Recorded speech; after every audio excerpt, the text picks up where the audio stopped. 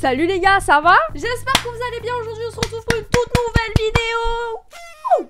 C'est une veste de peinture. Bon, j'ai voulu faire un scientifique, ça n'a pas trop marché. Bon, on l'enlève, c'est pas grave, on va garder les lunettes de scientifique. Et c'est parti. Aujourd'hui c'est un jour spécial. Pourquoi, vous allez me dire? C'est un jour spécial car c'est la première édition d'un format de vidéo que j'ai intitulé. Tu le savais toi? Bon, vous allez me dire oui, ça pue la merde, mais c'est cool, mais explique-nous qu'est-ce que c'est ce nouveau format de vidéo? Et bah tout simplement, c'est un format où je vais traiter à chaque fois une question d'histoire, une question de science et une question sur un fait divers. C'est un format qui change complètement de ce que je fais d'habitude parce que de base, je joue à Minecraft sur Twitch. Donc franchement là, on est sur autre chose, mais j'espère que vous allez adorer. C'est un peu mon but sur YouTube, de vous apprendre des choses et de vous divertir en même temps. Toutes les questions que je vais traiter dans chacune de ces vidéos, elles auront un lien entre elles. En tout cas, aujourd'hui, les gars, le thème tourne autour de la mort. Oui, c'est pas très joyeux comme première vidéo, mais vous allez voir, vous allez bien kiffer. La chaleur, le soleil, les pyramides. Je pense que vous avez déjà deviné où je vais vous emmener aujourd'hui. Ouais, vous avez tout gagné. Aujourd'hui, les gars, je vous emmène voir les pyramides et tout particulièrement les momies, parce qu'il y a énormément de choses à dire dessus. Mais d'abord, je vais vous introduire qu'est-ce que c'est la momification, parce que c'est quand même pas si simple que ça. La momification, c'est un processus, un rituel funéraire qui dure, attention, entre 3-4 jours. Ça dure 70 jours, du moment où la personne décède jusqu'à l'arrivée du corps au sarcophage, donc ça fait un sacré bout de temps quand même. Donc la momification, ça commence par quoi? Donc on commence d'abord par vider le corps, voilà, par le flanc gauche. Pourquoi le flanc gauche? Vous allez me dire, je me suis assis sur mon casque, what the fuck. Le côté gauche pour les Égyptiens, ça correspond à la mort. Et le côté droit, ça correspond à la vie. Donc on enlève les organes du côté gauche. Donc on enlève les organes du côté gauche, on les momifie, voilà, tout simple, dans le respect. On les place ensuite dans des canopes, les canopes qui sont des vases mortuaires, ça ressemble à ça. Seule exception, le cœur. Le cœur n'était pas retiré du corps. S'il était retiré, il était replacé soigneusement à l'intérieur. Mais pourquoi? Vous allez me dire, mais pourquoi Katsop, le cœur n'est pas retiré du corps? C'est un organe! Bah non, il n'était pas retiré du corps parce que pour les Égyptiens, le cœur était le siège de la pensée mais aussi des sentiments. Et il était aussi considéré important dans le voyage vers l'au-delà. Après, en ce qui concerne du cerveau, c'est assez compliqué. Ce qu'il faisait, c'est qu'il prenait un crochet, il l'enfonçait loin dans le nez, très loin dans le nez. Et en fait, il cassait les petits os du crâne, il passait le crochet, réduisait en bouillie le cerveau, blablabla. Et ensuite, il y a tout qui s'écoulait par le nez. C'est assez glauque déjà comme scène, et puis ça me rappelle quelque chose. Mais je pense que là, c'était vachement pire. Donc voilà, vraiment, j'aurais pas aimé être là en voyant ça. Donc une fois que les organes étaient extraits du corps, les embaumeurs plongeaient le corps du natron. Donc le natron, c'est quoi? C'est un sel de sodium. Et il était essentiel pour l'assèchement du corps et donc pour sa bonne conservation. Ah oui, j'ai oublié de préciser, cette étape durait 40 jours. Et en fait, c'est ça qui dure la majorité du temps parce que 40 jours pour assécher un corps, c'est quand même assez fat. Ensuite, le corps était recouvert de bandelettes et parfois les Égyptiens faisaient de très jolis motifs sur les momies, comme celui-là par exemple. C'est quand même une œuvre d'art. Qu'on se le dit, c'est quand même incroyable. Là par contre je vous vois venir avec vos questions, vous allez me dire mais Katsop, pourquoi les Égyptiens ils faisaient tout ça? Parce que quand même 70 jours pour un seul défunt c'est quand même super long. C'est 2 mois et demi, c'est plus que les grandes vacances. Et bah tout simplement les gars, il y a une raison à cela. Il y a quand même une raison à cela les gars, ils faisaient pas ça en mode random hein. Et bah en fait, malgré que le rituel ait bien changé à travers le temps, et bien la raison reste la même. Et bah en fait tout ça est dû à leurs croyances. Les Égyptiens croyaient à la vie après la mort, ils croyaient en la réincarnation et pour y accéder, il était essentiel d'avoir un corps en bon état et qui ait conservé son aspect naturel. On pouvait observer aussi dans les chambres funéraires plein de hiéroglyphes au mur et en fait ces hiéroglyphes sont des formes magiques qui vont accompagner et aider le défunt vers son voyage vers l'au-delà. On pouvait aussi observer dans ces chambres funéraires plein de meubles, comme par exemple le tombeau de Toutankhamon, voilà un petit exemple. On pouvait observer plein de meubles et plein d'objets stockés, et bah il faut savoir que tous ces objets et tous ces meubles, bah, ils avaient un rôle dans cette réincarnation. Et ben tout simplement en fait, ces biens étaient placés dans le tombeau du défunt pour que le défunt ait tout ce dont il a besoin dans sa nouvelle vie. Pour résumer, c'est un peu comme si tu spawnais sur ta nouvelle map Minecraft avec un équipement full diams protection 4 et ta petite épée tranchant 4. Donc autant vous dire que vous êtes très bien. Mais avant d'accéder à l'au-delà, avant de se réincarner, d'après le livre des morts qui est un ouvrage prenant de nombreux textes funéraires, le défunt fait un voyage où il rencontrera plusieurs épreuves, dont la pesée du cœur. La pesée du cœur, croyez-moi, c'est pire que le bac et le permis réunis.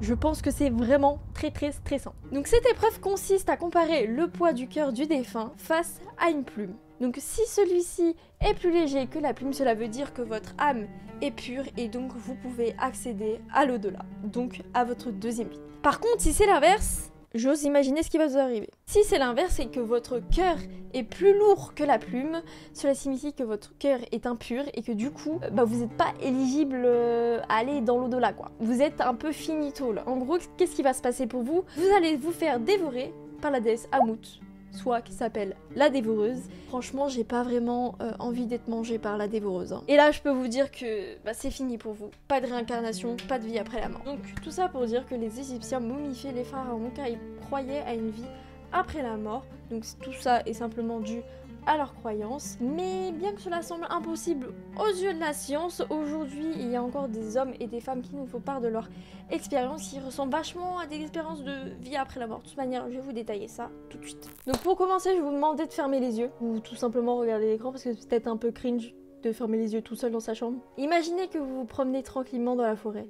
Il fait beau, il fait chaud, vous entendez le bruit des oiseaux, puis BAM! Vous faites une crise cardiaque et vous tombez à terre. Puis petit à petit, vous sentez partir de votre corps et vous commencez à flotter au-dessus de vous-même. Vous voyez votre corps au sol inerte. Puis vous traversez un tunnel de lumière. Vous êtes envahi par un sentiment de paix et d'amour extrême. Vous apercevez même un proche, une entité religieuse. Puis tout d'un coup, vous revenez à vos esprits. Par chance, une dame vous a vu vous évanouir et a donc appelé les pompiers. Vous avez été réanimé. Eh bien, vous venez de vivre une expérience de mort imminente. Eh bien, je vais vous répondre maintenant. Pour commencer, une expérience de mort imminente, communément appelée EMI, est un moment qui se passe la plupart du temps chez un individu proche de la mort et qui se traduit par des hallucinations et des sensations uniques. Ce genre d'expériences peuvent se produire aussi lors de comas. Il faut savoir que les EMI comprennent plusieurs phases qu'on a pu discerner grâce aux témoignages et on a pu remarquer que les symptômes de toutes ces personnes ils étaient quand même très similaires. Donc l'échelle de Grayson est établie par Bruce Grayson en 1983 pour étudier les UMI est composée de 16 questions que vous pouvez voir juste ici. Voilà, maintenant vous pouvez voir si vous avez fait des UMI ou non. Bon, ça sera forcément faux je pense, mais vous pouvez quand même vous amuser à le faire. Donc il fallait un score de 7 ou plus pour qualifier votre expérience de EMI. Donc comme je vous l'ai dit, les EMI sont caractérisées par plusieurs phases. Donc d'abord la décorporation où vous voyez en fait votre corps depuis l'extérieur. Vous voyez un tunnel de lumière intense, le temps semble si lent, vous avez un sentiment de paix et d'amour intense et parfois même vous pouvez voir des entités, donc que ça soit spirituel ou vos proches. Donc les personnes ayant vécu des EMI ressortent très souvent bouleversées de ces expériences-là et parfois leur vision de la vie change complètement. Donc si vous voulez voir des témoignages, je vous invite à regarder Survivre à la mort, c'est un documentaire qui se trouve sur Netflix. Donc moi je l'ai regardé, j'ai pas tout regardé mais j'ai regardé un petit peu et j'ai trouvé ça très intéressant, donc n'hésitez pas à aller voir. Donc à quoi sont dus les EMI? Donc là va falloir me suivre les gars, parce que là c'est un petit peu compliqué, donc écoutez-moi bien les refs. Donc malheureusement ce phénomène reste encore un petit peu mystérieux, mais il y a des théories qui ont été établies par des neuroscientifiques. Certains pensent que ça peut être dû à des lésions causées par l'arrêt cardiaque, donc à l'anoxie. Donc l'anoxie c'est quoi? C'est la diminution, voire l'absence de l'apport en oxygène dans le cerveau, donc ce qui cause un surplus de CO2 dans le cerveau et ça provoque des hallucinations ou encore la sensation de flottement. Bien d'autres hypothèses ont été émises, comme par exemple celle de Johnson en 1997 qui selon lui, les EMI seraient dus à une substance libérée par le cerveau proche de la kétamine, mais pour d'autres scientifiques, ça pourrait être dû à un état neurophysiologique proche du sommeil. Donc les EMI, ça peut être des maxi-rêves en fait. Si vous voulez en savoir un peu plus sur le sujet, je vous conseille la vidéo de Dr Nozman qui sera beaucoup plus complète que la mienne. Donc même si les témoignages d'expériences de mort imminente nous font penser à une certaine vie après la mort, cela ne vaut pas les 9 vies d'un chat. Eh bien, je vais vous dire pourquoi on dit que les chats ont 9 vies. C'est parti. Est-ce que t'as 9 vies toi? T'as 9 vies toi? Je pense que s'il avait 9 vies là, il a sa dernière vie tellement il est débile. Hein? Bon, je suis désolée de vous le dire, hein, mais d'un point de vue rationnel, non, votre chat n'a pas 9 vies. Hein. Je suis désolée. Alors vous allez me dire, mais Catsup, ok, tu nous dis ça, mais pourquoi? Pourquoi du coup on dit ça? Et bah tout simplement c'est dû à des légendes, donc une légende hindouiste et une légende égyptienne. Donc cette légende commence avec Shiva, Shiva qui est l'un des 3 dieux primordiaux hindous et qui rentre dans un temple et fait la rencontre d'un chat qui se dit exceller dans les mathématiques et savoir compter jusqu'à l'infini, voilà, tout simplement. Donc du coup, Shiva lui demande une démonstration. Donc le chat commence à compter. Il commence à compter doucement. Puis arrivé au chiffre 7, il commence à bâiller et à parler de moins en moins fort. Au chiffre 9, le chat s'assoupit. Et tout simplement, Shiva décida de lui donner 9 vies, parce qu'il a compté jusqu'à 9.